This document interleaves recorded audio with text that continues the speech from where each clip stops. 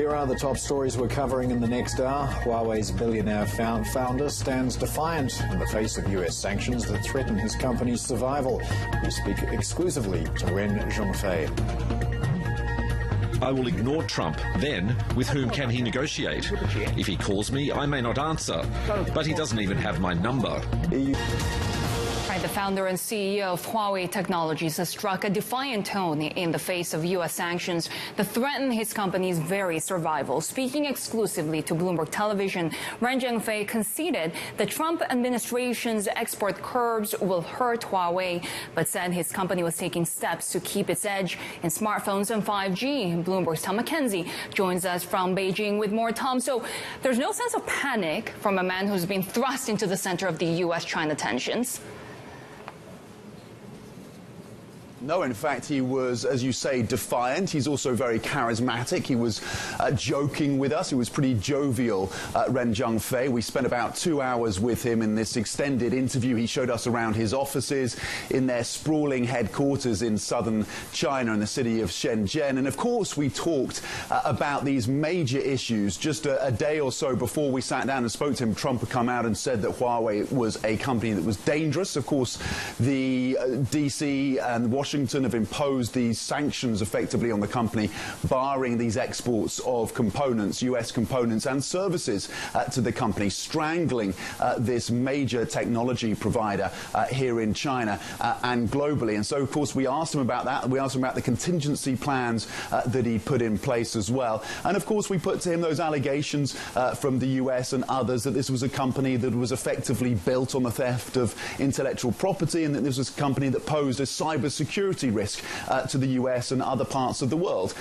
Take a listen to what he had to say initially about this question as to whether or not Huawei would become a player or part of these trade discussions, these trade negotiations, as President Trump himself has alluded to. The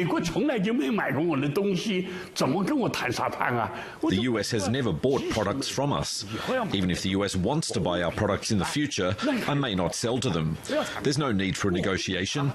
I will ignore Trump. Then, with whom can he negotiate? If he calls me, I may not answer. But he doesn't even have my number. I see his tweets and I think it's laughable because they're self-contradictory. The critics of Huawei would say that you've got to where you are through intellectual property theft and government support. What is your response to that? The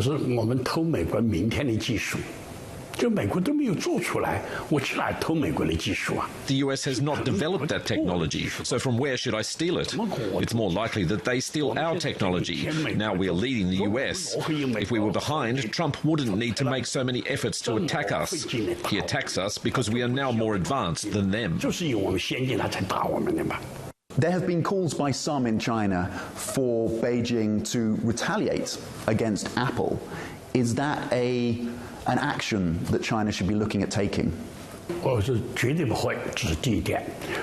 will not happen, first of all. And second of all, if that happens, I'll be the first to protest. Apple is the world's leading company. If there was no Apple, there would be no mobile internet. If there was no Apple to help show us the world, we would not see the beauty of this world. Apple is my teacher. It's advancing in front of us. As a student, why should I oppose my teacher? I would never do that. And you had bragging rights earlier this year. You overtook Apple as the number 2 smartphone maker. You saw smartphone sales in the first quarter jump by about 50%. And of course, you do have that goal of becoming the number 1 smartphone maker in the world. Does that goal now have to be shelved? We can become bigger or smaller. We are not a public company. We are not only pursuing growth or profit. It's good enough for us to just survive.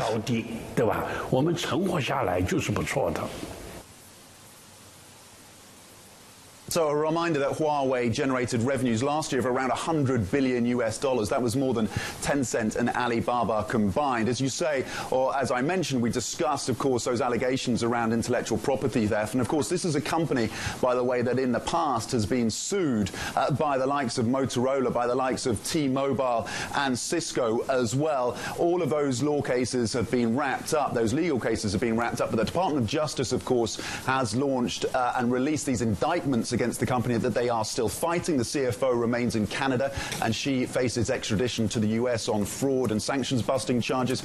Now, all of these things, Huawei's CFO and founder says he thinks they will eventually prevail in the courts. They are facing and pushing through these legal actions, of course. Huawei is suing the US government. It's also suing Canada. So this is a significant fight for a significant company.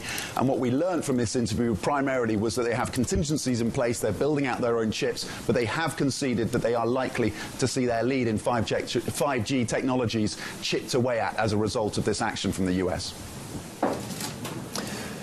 All right, Tom, thanks very much for that.